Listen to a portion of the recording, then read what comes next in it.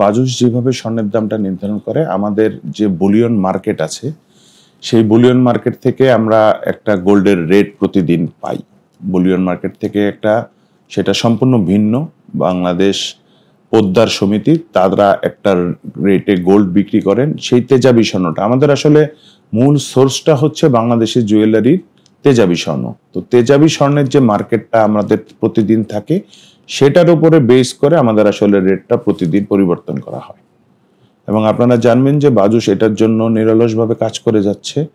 এটাতে যতটুকু স্বচ্ছতা আনা সম্ভব সেটা নিয়ে সব সময় বাজুস কাজ করে, এবং তারই বহিঃপ্রকাশ ঘন ঘন রেট পরিবর্তন।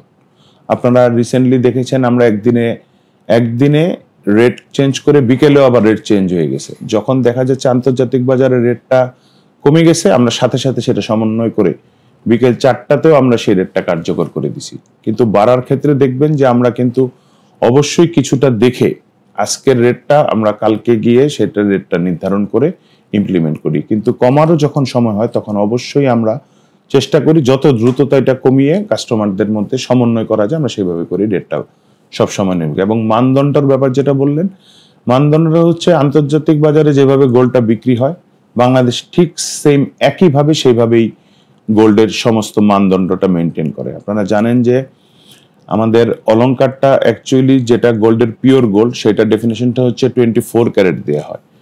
আর আমরা যে অর্নামেন্টসগুলো তৈরি করি সেটা মান ভেদে 22 ক্যারেট, 21 ক্যারেট এবং 18 ক্যারেট, এই মান তিনটা মানে আমরা বিভক্ত করে বাংলাদেশে গোল্ড বিক্রি করি। 22 ক্যারেটটা হচ্ছে এক ভরিতে 91.6% পিওর গোল্ড থাকে, 21 ক্যারেটে 87.5% এবং 18 ক্যারেট হচ্ছে মানভেদে সেটা হচ্ছে 75% পিওর গোল্ড তার মধ্যে থাকে। ক্যারেটের ডেফিনেশনটা পৃথিবীব্যাপী এইভাবেই হয়, আমাদের দেশেও ঠিক সেম।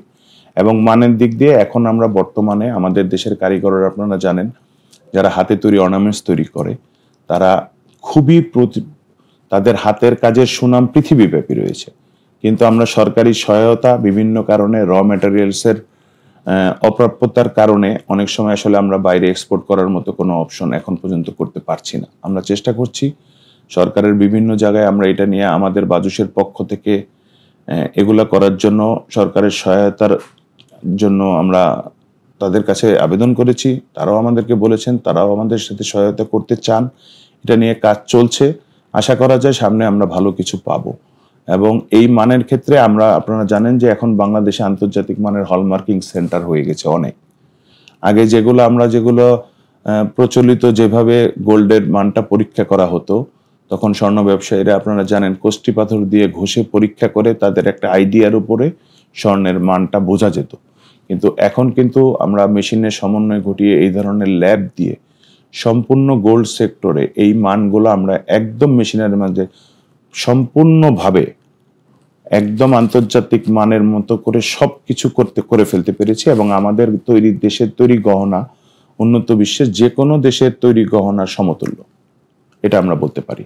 এবং কাজের ক্ষেত্রে ডিজাইনের ক্ষেত্রে আমাদের কারিগররা যে কোনো দেশের কারিগরের তুলনায় তারা বেশ ভালো কাজ করতে পারে।